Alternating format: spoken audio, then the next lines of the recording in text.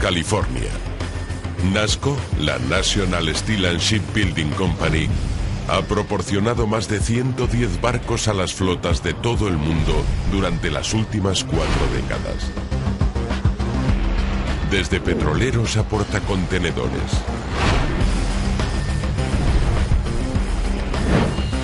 Y todos necesitan cobre, toneladas y toneladas de cobre. Aquí, cerca de 1.200 trabajadores se afanan en construir 11 barcos de transporte idénticos para la Armada de los Estados Unidos. El primero de dichos barcos, el USNS Lewis y Clark, ya está en servicio. Se trata del barco auxiliar mayor y más moderno de la Armada estadounidense. Mide 209 metros de largo y 32 de ancho. Cada uno de estos barcos impulsados por energía eléctrica requiere una cantidad increíble de cables para funcionar. Hay aproximadamente 800 kilómetros de cable eléctrico que se usa para distribuir la electricidad por el sistema de bajo voltaje. También por el sistema de alto voltaje que funciona a 6.600 voltios y se usa para el sistema de propulsión, para manejar el barco por el agua. Pero el cobre se usa para mucho más que para los cables de los barcos. Utilizamos cobre para pintar los bajos del barco para evitar que se adhieran elementos del mar. Usamos cobre en el interior del barco en aleaciones para las tuberías de agua de mar, para evitar la corrosión. Y también usamos cobre en la aleación de la hélice para asegurar una larga vida a esta. El cobre es el metal elegido para cualquier parte del barco que esté en contacto con el mar. Porque una de las propiedades más valiosas del cobre es su resistencia a la corrosión por agua salada. Nada más entrar en contacto con el agua, el metal genera una capa protectora de óxido.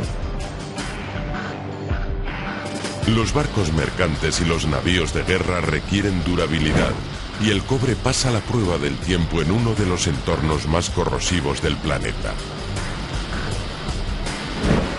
Para hacer bombas, válvulas y sistemas de desalinización, los fabricantes de barcos emplean una aleación especial de cobre y níquel, cuproníquel.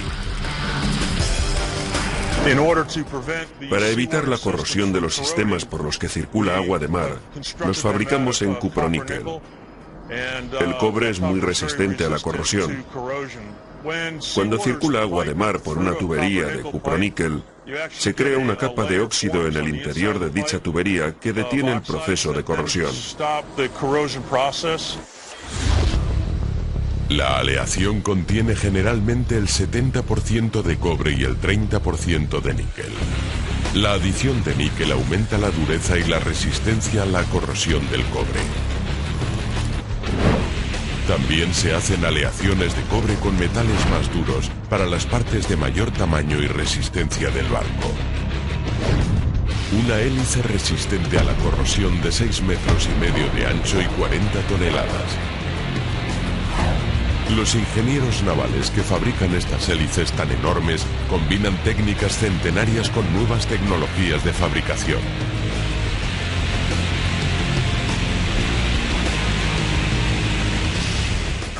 Normalmente las hélices se funden en una pieza. Una vez terminado el proceso de fundición, se quita el molde. La hélice así obtenida se limpia, se pule y se rectifica. En vez de construir una maqueta del barco, utilizan modelos generados por ordenador. Normalmente se hace una idea muy precisa de cómo funcionará en el casco. Una vez realizada la pieza de fundición de la hélice, se retoca con mucha precisión. Las aspas de la hélice deben tener una forma determinada para asegurar su duración y evitar vibraciones y ruidos que puedan crear problemas en el barco. Aunque las hélices de aleación de cobre pueden soportar años de exposición al agua de mar, pueden sufrir daños por impactos. Los ingenieros revisan metódicamente las hélices con tintes químicos y lupas para descubrir hasta el más mínimo fallo. Una pequeña grieta puede extenderse y causar una catástrofe. Se puede perder un aspa de la hélice por una pequeña grieta que no se repara y crece. Hacemos una inspección visual y basándonos en ella decidimos qué reparaciones es necesario hacer.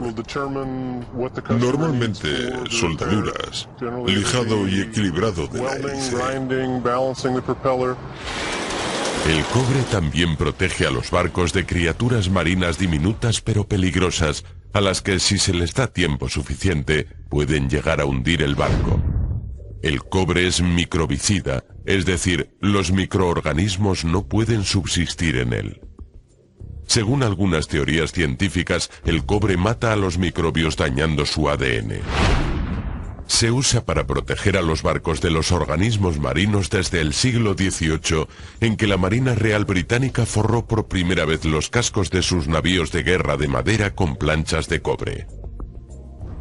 El cobre protege a la madera de los gusanos marinos que pueden perforar el casco. También repele a los percebes que crean resistencia al avance. En la actualidad, con los cascos de acero, sigue haciendo falta algo que impida que la vida marina se adhiera al casco. Por eso se usan pinturas con cobre. El cobre impide que se desarrolle vida marina en el casco del barco.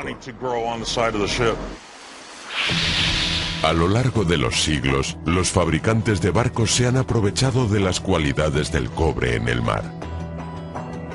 Uno de los barcos estadounidenses más famosos, el Constitution, conocido como costados de hierro, estaba chapado con cobre, no con hierro. Cuando se construyó el barco en los astilleros Edmund Hart de 1794 a 1798, revistieron el casco del barco con cobre. El cobre utilizado venía de Gran Bretaña. Era de importación. Paul Revere suministró los pernos y los cierres de cobre que se usaron en el barco durante su construcción. En 1803, cuando el barco, deteriorado por el mar, fue a puerto para ser reparado, Paul Revere decidió que había llegado el momento de hacer láminas de cobre en Norteamérica. Cuando se restauró el Constitution en el año 1803, Paul Revere, gracias a la ayuda del gobierno y a su propio dinero, desarrolló un proceso de laminado en Canton, Massachusetts, y laminó el cobre. Así que el segundo laminado del Constitution lo hizo Revere Metal, con material fabricado en el país. El casco no era el único lugar del barco donde se usaron láminas de cobre. Otra zona pequeña pero fundamental estaba completamente forrada de cobre.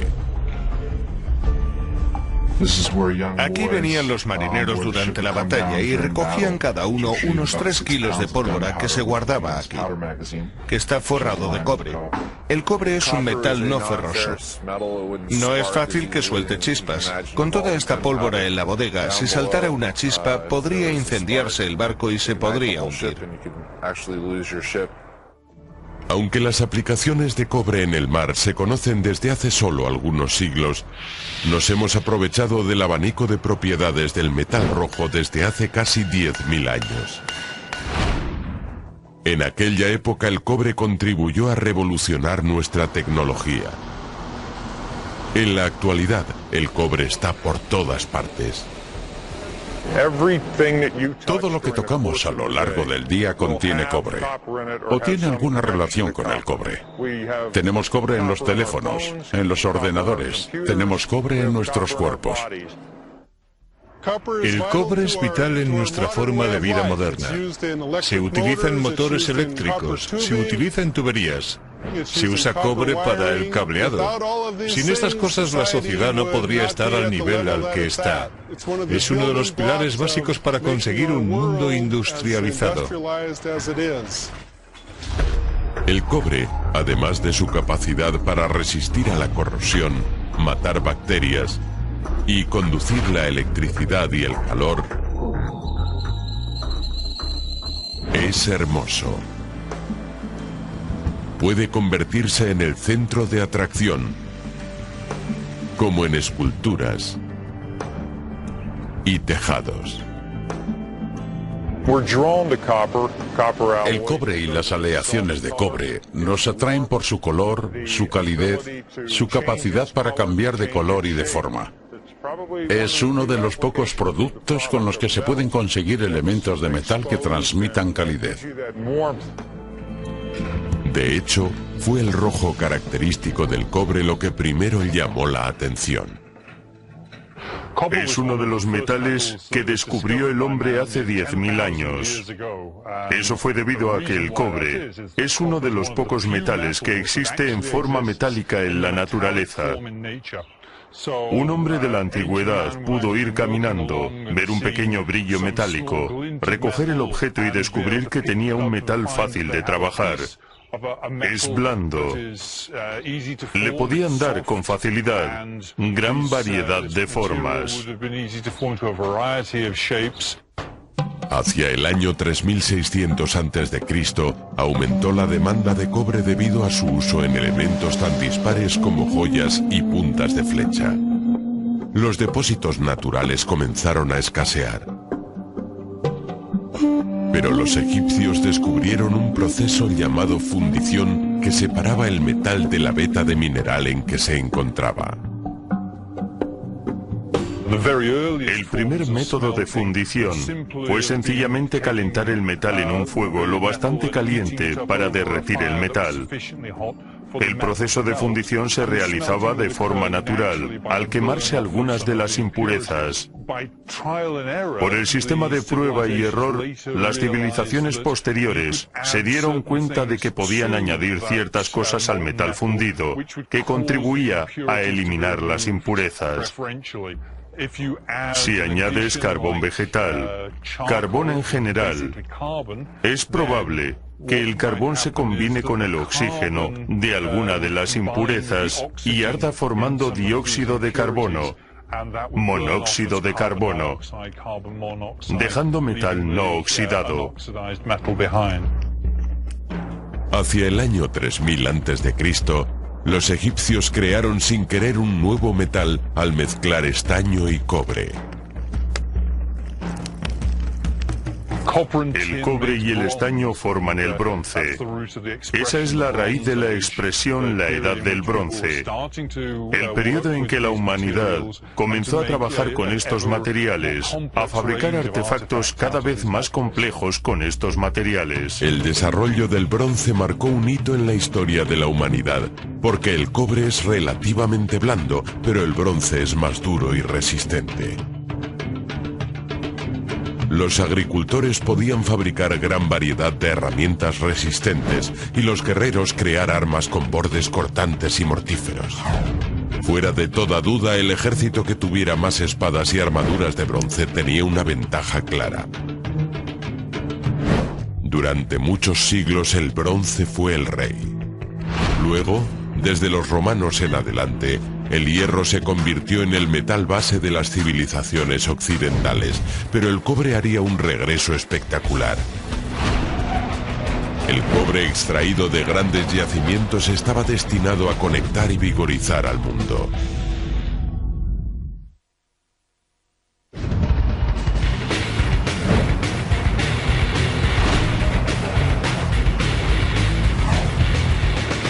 En la mina de cobre Phelps Dodge, de Sierrita, Arizona, los camiones trabajan duro transportando mineral metalífero. Estos camiones para minas están entre los más grandes del mundo. Pueden cargar hasta 260 toneladas de mineral de una vez. Aún así, estos camiones del tamaño de una casa no podrían mover ni un gramo de cobre sin cobre. En cada uno de estos camiones hay mucho cobre. Hay cobre en los cables que recorren el camión para activar las luces. También se usa cobre en el alternador. Se usa cobre en todos los motores que hay en los camiones. Por supuesto, hay gran cantidad de cobre en el radiador, que es un componente vital para mantener la temperatura del motor. Los radiadores de los camiones para minas más grandes utilizan 1110 kilos de cobre en tubos y aletas. El cobre demuestra aquí otra de sus propiedades únicas. conduce el calor mejor que la mayoría del resto de metales. Se usa cobre porque es muy buen conductor del calor. El calor del agua que viene del motor se transmite al cobre al pasar por un entramado. El calor pasa al otro lado del cobre y se disipa en el aire. Phelps Dodge tiene un total de 5 minas en el suroeste de los Estados Unidos. Entre todas producen más de 900 millones de kilos de cobre al año, lo que supone un 60% de la producción total de cobre de los Estados Unidos. El proceso de extracción y refinado sigue varios pasos. El proceso comienza con el descubrimiento de una veta mediante perforaciones de exploración. Determinamos a dónde hay que ir para extraer la mena. Se usan barrenas explosivas para conseguir agujeros de 20 metros. Una vez hechos los agujeros, entra en acción el equipo de explosivos. Colocar cargas es una mezcla de tecnología punta y coreografía. Al final de este detonador electrónico hay un chip de ordenador. Se programa el tiempo de ignición del detonador. Se tienen que disparar de forma secuencial.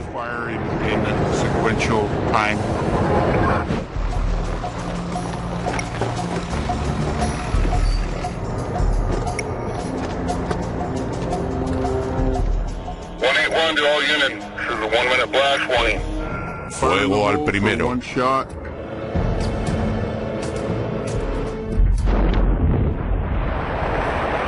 Una vez que la mena está suelta, las palas pueden cavar.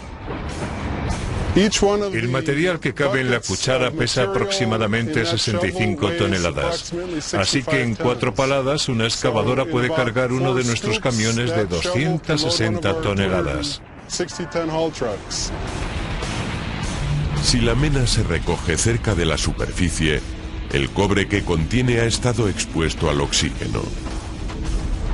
La oxidación puede transformar el cobre en óxido de cobre. Los átomos del óxido de cobre no están tan unidos a la mena como el cobre, así que se puede sacar de la mena por succión. Lo que hacen detrás de mí es rociar una solución ligeramente ácida sobre material que contiene óxido de cobre. La solución contiene ácido sulfúrico. Al entrar en contacto con mena se convierte en sulfato de cobre. El sulfato de cobre va luego a una de nuestras instalaciones de procesado, donde finalmente extraemos el cobre.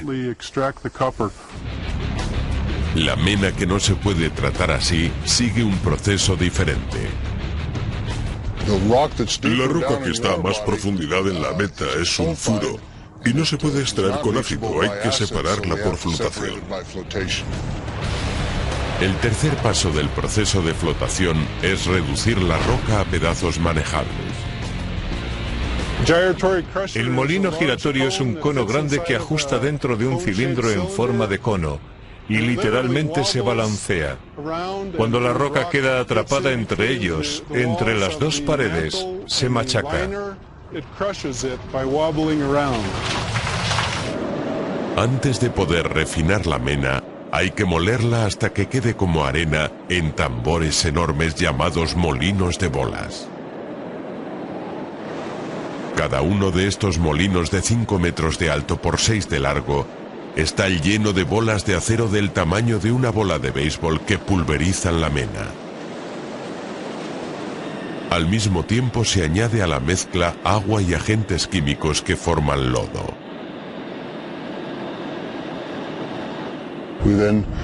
Lo ponemos en una máquina donde agitamos el lodo con burbujas y reactivos. El mineral de cobre se pega a las burbujas y sube a la superficie. Lo recogemos, filtramos el agua y lo enviamos al horno de fundición. En el horno se concentra, se calienta, se funde y se separa el cobre. El metal que sale del horno es 99,6% cobre, pero no es lo bastante puro para la mayoría de las aplicaciones eléctricas. Con este cobre impuro se forman placas llamadas ánodos. Los ánodos se refinan más tarde usando un sistema llamado refinado electrolítico. En el refinado electrolítico, los ánodos se suspenden durante 10 días en una solución ácida electrificada. Durante ese tiempo el cobre se disuelve y es atraído por el cátodo, que tiene carga negativa, dejando atrás todas las impurezas. El cátodo resultante es cobre puro al 99,99%. Un proceso similar llamado electroplastia por ánodos insolubles se utiliza para obtener cobre del sulfato de cobre líquido procedente del proceso de absorción. En el proceso de electroplastia usamos electricidad para cargar los iones de la solución y el cobre se fija en placas sólidas. Si se pudiera ver dentro de la celda de electroplastia, veríamos pequeños electrones y protones de cobre. Veríamos el cobre moviéndose hacia la hoja y recubriéndola, fijándose a ella y solidificándose. Al cabo de un periodo de 5 a 7 días, la capa de cobre en la lámina es lo bastante pesada para que podamos recoger el cobre. Estos cátodos de 90 kilos son también de cobre al 99,9. Las operaciones de extracción y refinado se desarrollan durante 24 horas al día, 365 días al año. Como en la mayoría de las minas de cobre, la mena que se extrae en Sierrita tiene un porcentaje de cobre pobre. Cada tonelada de mena produce solo 3 kilos de cobre. Pero muchos de los productos de cobre no se hacen con el cobre virgen de las minas. Al año se reciclan aproximadamente 1,5 millones de toneladas de chatarra de cobre. El cobre es un metal 100% reciclable. La mayoría del cobre y las aleaciones de cobre que nos rodean provienen de cobre reciclado. La tubería de cobre que tiene en su casa podría ser material reciclado de las joyas que usó Cleopatra hace muchos años. El cobre reciclado se puede usar prácticamente para todo, menos para cables eléctricos, porque refinar el metal hasta casi un 100% de pureza no resulta rentable. Uno de los grandes consumidores de cobre reciclado es la industria de la fontanería. Los fontaneros eligen con frecuencia instalar tuberías de cobre debido a su resistencia natural a la corrosión. Con frecuencia duran más que el edificio en el que se instalan. Hacer tuberías de cobre, o tubos, como se los llama normalmente, es un proceso bastante simple. Todo el mundo por la mañana coge un tubo de pasta de dientes. Aprieta el tubo y sale la pasta. Hacer tubos de cobre es lo mismo. Cogemos un bloque de cobre, lo hacemos pasar por una prensa de extrusión, que es el tubo de pasta de dientes. Apretamos con mucha presión y el tubo de cobre sale por el otro lado. La única diferencia es que usamos un mandril u otro método para asegurarnos de que hay un agujero en el centro del tubo de cobre. Los fontaneros modernos no fueron los primeros en descubrir el potencial del cobre en su campo. Los egipcios fabricaron algunas de las primeras tuberías de cobre. De lo que seguramente no se dieron cuenta es que además de tener un material que podían moldear en forma de tubería, estaban purificando el agua, ya que gracias a las propiedades microbicias del cobre, mataban a las bacterias que contenía el agua. En la actualidad, las propiedades microbicidas del cobre han impulsado a los expertos a estudiar el potencial del metal. Con las investigaciones que hay hoy en día en curso, se ha descubierto que tiene capacidad para matar a ciertos patógenos. Se ha visto que el cobre puede inhibir el crecimiento biológico de un sistema en un plazo corto de tiempo. Acaba con él. En un futuro próximo puede que el cobre se utilice en pomos de puertas y barandillas de hospitales para detener la propagación de bacterias como los estafilococos. El cobre no se usa solo para fabricar objetos prácticos, se usa también para fabricar desde grandes campanas hasta iconos mundiales.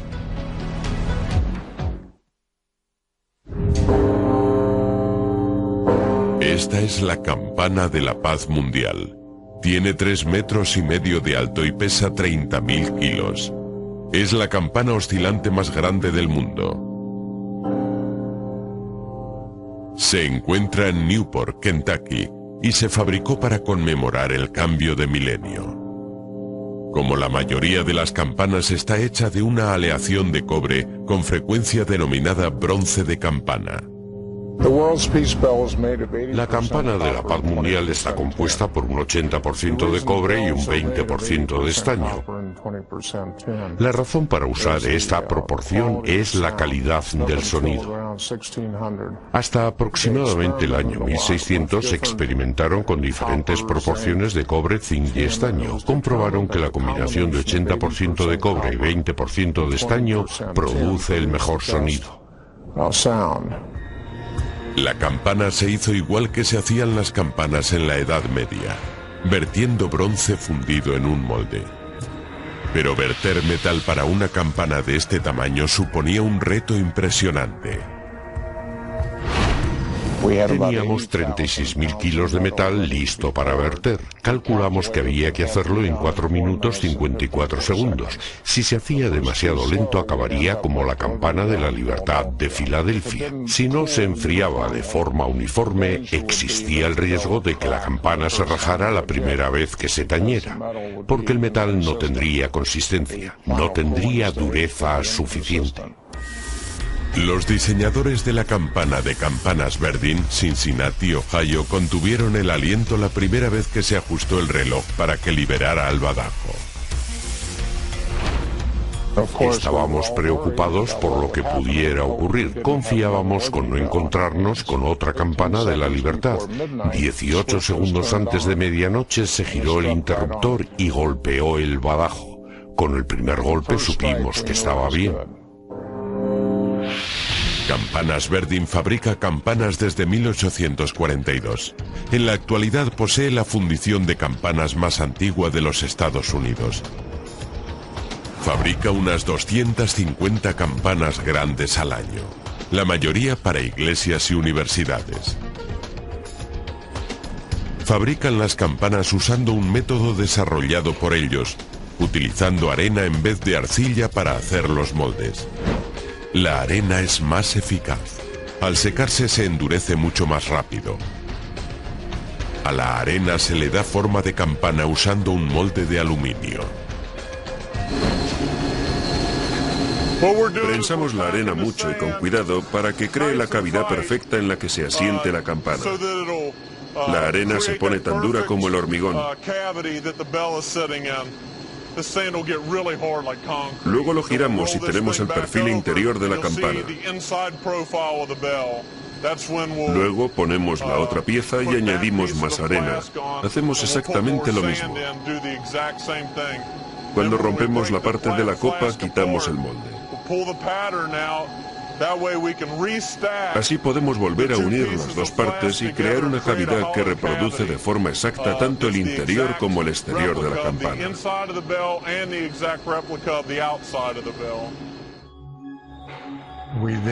Cuando fundimos el bronce a 12.000 grados, lo vertemos en el molde de arena.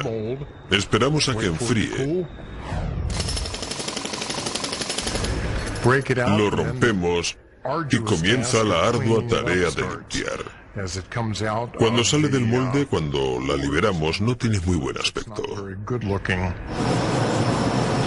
En Verdin también utilizan bronce para hacer estatuas. Durante siglos los artistas han valorado la belleza y durabilidad del bronce. Algunas estatuas se moldean usando un procedimiento similar al usado para hacer campanas. Pero otras estatuas, incluida la más reverenciada de Norteamérica, la Estatua de la Libertad, están hechas de cobre puro. Puede parecer que es de cobre sólido, pero no lo es. Dentro hay una torre de hierro que fue diseñada por Eiffel, y es lo que denominamos armazón. Es una estructura muy compleja que aguanta la piel de la Estatua de la Libertad. La piel de la Dama de la Libertad se esculpió con 72.000 kilos de láminas de cobre puro. Antes de que la piel pudiera ser remachada al armazón, se dio forma a cada una de las 300 planchas usando una vieja técnica de herrería llamada repujado. Este proceso se sigue usando para detalles intrincados. El herrero Larry Stearns la utiliza para crear un ornamento de tejado. El repujado consiste en golpear una lámina para obtener lo opuesto a un relieve. Para realizar la técnica del repujado, se comienza con una plancha de cobre blando y martilleas hasta darle forma. A medida que golpeas se va endureciendo hasta el punto en que se hace quebradiza y se parte. Generalmente se emplea también un procedimiento llamado templado. El templado consiste simplemente en calentar el cobre, pero la técnica no es nada sencilla. En el cobre, los átomos están dispuestos en una estructura cristalina determinada. Llega un momento en que la única forma de seguir deformando el material es que esa disposición se produzca entre los límites entre los cristales.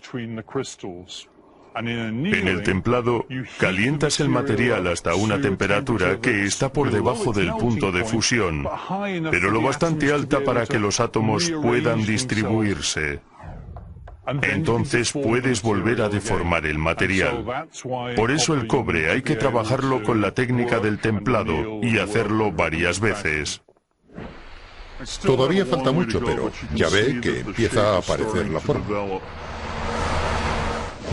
Aunque al cobre se le puede dar forma ornamental con rapidez, pueden hacer falta 10 años o más para que se forme la característica pátina verde del cobre. La pátina es una estructura cristalina que se crea en la superficie del cobre. Al cabo de varios meses de tiempo húmedo, la superficie tendrá un bonito y uniforme color marrón. Ese tono permanece estable durante 10 o 15 años. Luego comienza a aparecer el color verde. Para aquellos que no pueden esperar, hay una forma de acelerar el ritmo de la naturaleza. Los herreros pueden aplicar sulfato de aluminio u otros oxidantes químicos que aceleran el proceso de aparición de la pátina. El cobre brillante envejece en cuestión de minutos. Pero el majestuoso color verde que toma el cobre con el tiempo no es la única razón para que los propietarios elijan cobre para sus tejados. Si está bien instalado, un tejado de cobre de 450 gramos durará 100 años. Puedes colocar el tejado y olvidarte de él durante 100 años, mientras que la tela asfáltica se deteriora en 15. Pero más vale que tenga la cartera repleta. Un tejado de cobre para una casa de tamaño medio puede llegar a costar 30.000 euros. El cobre ha demostrado su durabilidad, porque podemos ver catedrales europeas que tienen el mismo cobre en el tejado desde hace cientos de años. El proceso químico que hace que los tejados de cobre desarrollen una pátina protectora es la razón de que duren tanto. La pátina es simplemente lo que sería el herrumbre en el hierro. Forma una barrera entre la atmósfera y el metal, proporcionando una capa protectora. Los tejados y las campanas muestran que el cobre es ideal para proyectos medianos y grandes. Pero el cobre también sirve para lo pequeño. Se encuentra en la mayoría de los aparatos electrónicos. Circuitos integrados, más comúnmente llamados chips de ordenador, están en el corazón de todo aparato electrónico. En la última década los circuitos de cobre han permitido que los chips y por consiguiente multitud de aparatos electrónicos sean más pequeños y más potentes.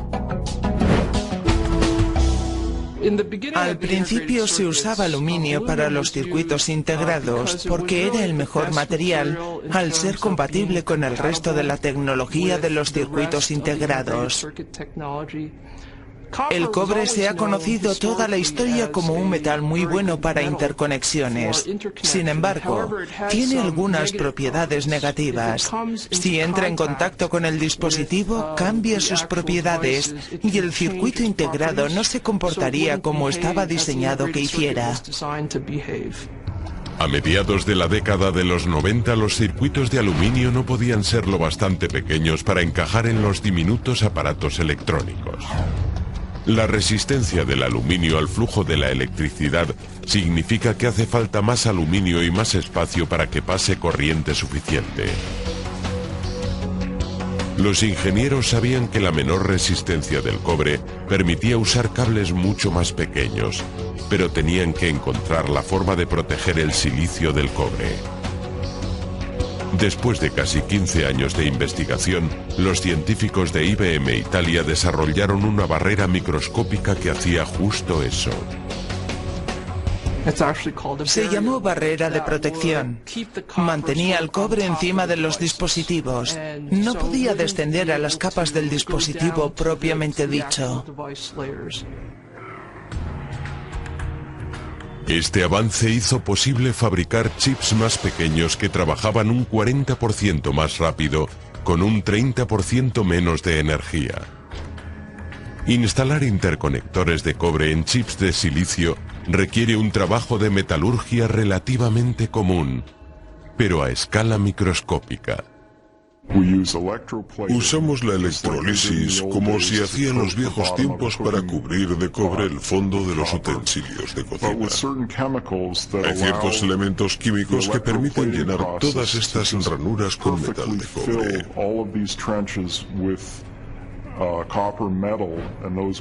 Estos son nuestros interconectores. Son 1000 veces más delgados que un cabello humano. El ensamblado tiene lugar en lo que se llama una habitación limpia. No se puede admitir ni una mota de polvo porque será más grande que los interconectores que queremos fabricar. Los bloquearía, crearía un defecto que anularía el circuito. Los conectores de cobre no han llegado a los nuevos ordenadores por casualidad. Desde que el poder de la electricidad se controló por primera vez a finales de la década de 1800, el cobre ha tenido un papel preponderante en la distribución y control de la corriente eléctrica. Un átomo neutral de cobre tiene 29 electrones. Es un buen conductor de la electricidad porque el cobre da con facilidad sus electrones más externos. Estos 29 electrones se mueven con libertad de un átomo de cobre a otro. Si pudiéramos ver dentro de la estructura del átomo, podríamos ver que los electrones van de un lado a otro entre los átomos de cobre, casi libres de obstáculos. Mientras que en otros elementos metálicos y no metálicos, la transferencia de electrones sucede de forma más específica. Los electrones saltan de un átomo al de al lado. Es muy fácil acelerar los electrones en presencia de un campo eléctrico. Como consecuencia, el cable de cobre es muy sensible a los impulsos eléctricos. Solo la plata conduce la electricidad mejor que el cobre, pero el cobre es mucho más barato. El mundo actual está cubierto por un entramado de cables eléctricos que llevan energía a hogares y empresas. Los cables se hacen casi exclusivamente de cobre, excepto aquellos que cubren largas distancias. Para esos casos es mejor el aluminio ya que es más ligero y evita que los tendidos aéreos se comben. Cerro Wire, en Ogden, Utah, fabrica cables de diferentes calibres para uso doméstico e industrial. Los diferentes calibres se obtienen pasando el cable por diferentes fundidoras de presión, cada una más pequeña que la anterior. No se trata simplemente de estirar.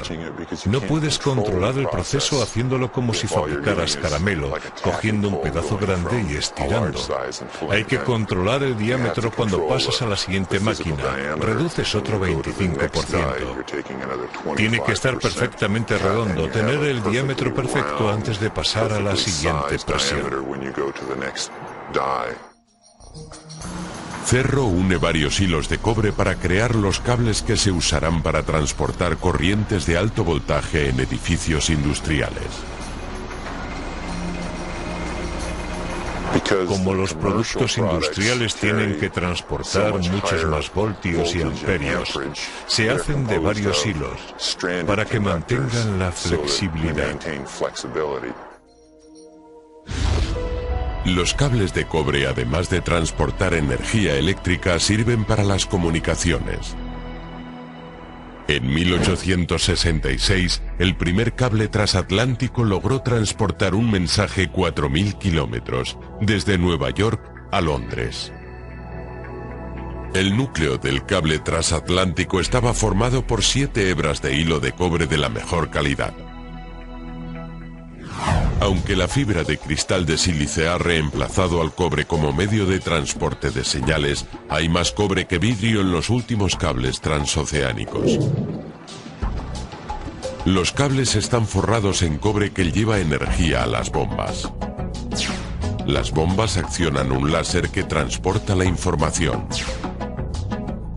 El cobre también protege los datos, creando un escudo electromagnético que bloquea las interferencias. Al igual que otros dispositivos eléctricos, los cables requieren cobre puro, pero las nuevas aleaciones de cobre están llevando el cobre más allá del mundo de la electrónica. La importancia industrial del cobre en el siglo XXI ha aumentado debido a la facilidad para combinarlo con otros metales. El estaño y el zinc han sido los elementos principales de aleación, pero en la actualidad hay muchos otros, incluyendo el aluminio, el berilo, el cromo y el manganeso. Se consiguen aleaciones de propiedades físicas y mecánicas únicas. En la actualidad se utilizan unas 400 aleaciones de cobre. En un futuro próximo puede aparecer una nueva aleación de cobre en la etiqueta cosida a su ropa y unida a la mayoría de los productos que compre.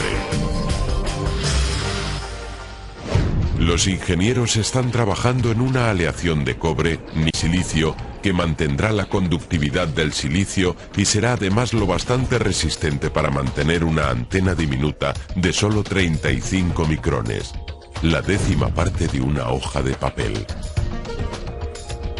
Una antena incrustada en la etiqueta transmitirá información sobre el cliente o sobre el producto a un ordenador para informar al vendedor sobre las preferencias del consumidor o la disponibilidad del producto.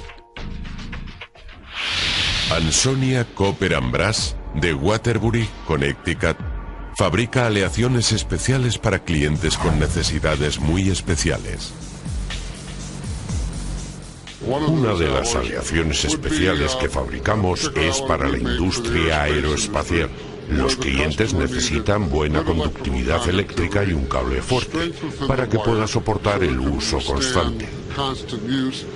También tiene que poder ascender 14.000 metros, porque el material cambia de tamaño con los cambios de altitud. La aleación que se usa para fabricar las riostras de los aviones está formada por un 90% de cobre y un 10% de aluminio. En este caso, el aluminio añade dureza al cobre. Se controla cada paso del proceso porque la menor variación en la fórmula predeterminada puede provocar un fallo catastrófico en el avión. Antes y durante el proceso de fundición, Los supervisores toman muestras para asegurarse de que la mezcla es la correcta y está libre de impurezas. Tomamos una muestra, hacemos una placa con ella y la mandamos al laboratorio de análisis. La estudiamos con atención para comprobar si podemos continuar con el proceso. Si surgen problemas, hacemos las rectificaciones precisas en el horno de fundición.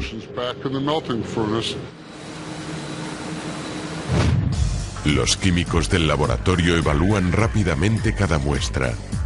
Uno de los elementos que utilizan, el espectrómetro, analiza la composición atómica de cada muestra. Después de que un láser corte algunos átomos de la muestra, se filtra una luz por la finísima lámina de átomos. La luz se proyecta sobre un prisma de colores. Cada color representa un elemento. La cantidad de cada color indica a los químicos cuánto de cada metal hay en la muestra. Esta muestra representa 3.500 kilos de metal en el taller de fundición. Tenemos unos 20 minutos para determinar la presencia de 25 elementos e informar al taller de fundición. Después de fundir y dar forma a una aleación, se hacen más pruebas para estudiar sus propiedades físicas.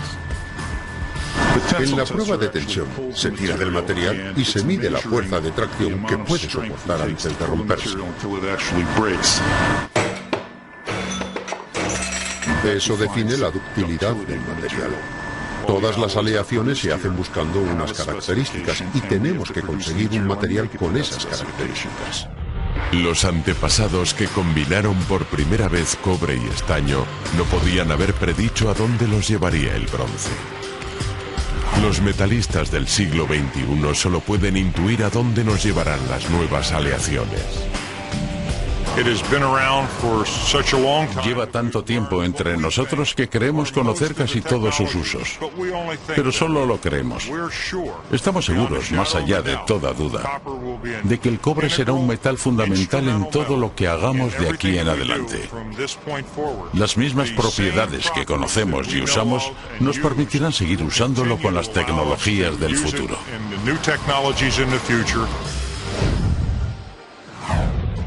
El cobre está entre las maravillas que raramente festejamos, pero ha contribuido al avance de la tecnología.